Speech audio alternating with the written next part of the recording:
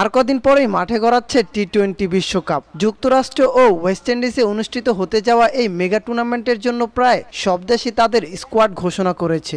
20 দলের এই বিশ্বকাপে কারা থাকবে এগিয়ে, কারা যাবে শেষ চারে, এমন আলোচনা এখন চারদিকে। ক্রিকেট প্রেমী থেকে ধরে ক্রীড়া বিশ্লেষক সবাই তাদের পছন্দের দলকে এগিয়ে রাখছেন বিশ্বকাপের মঞ্চে। ক্যারিবিয়ান দ্বীপপুঞ্জের বারবাডোসে বিশ্বকাপের ফাইনাল ম্যাচ অনুষ্ঠিত হতে যাচ্ছে।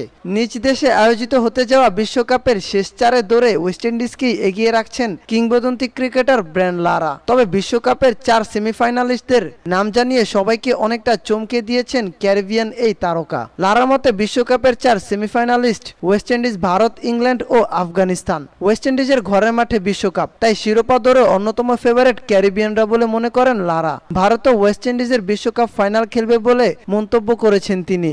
আফগানিস্তানকে সেমিফাইনালে রাখার কারণ হিসেবে লারা জানিয়েছেন রশিদ খানদের সেই সামর্থ্য আছে। 2016 সালের টি-20 বিশ্বকাপে প্রথমবারের মতো ওয়েস্ট ইন্ডিজকে হারিয়ে সবাইকে চমকে দিয়েছেন মোহাম্মদ নবীরা। বর্তমানে আফগানিস্তান ক্রিকেট দল অনেকটাই পরিণত, তাই লারার মন্তব্যে ক্রীড়া বিশ্লেষকরা অবাক হচ্ছেন না। ভারতীয় গণমাধ্যম পিটিআইকে লারা বলেন, ভারত ও ওয়েস্ট ইন্ডিজের ফাইনাল হয়তো অনেকটা ভুল প্রমাণ করতে পারে, যেমনটা অতীতে হয়েছিল। ক্যারিবিয়ান দ্বীপে 2007 সালের বিশ্বকাপে দ্বিতীয় রাউন্ড থেকে বাদ পড়েছিল ভারত, যা আমাদের মনে দাগ কাটে। আমরা আবারও তেমন কিছুই চাই না, তাই ভারত ওয়েস্ট ইন্ডিজ ফাইনাল হতে যাচ্ছে এবং সেখান থেকে সেরা দলই চ্যাম্পিয়ন হবে।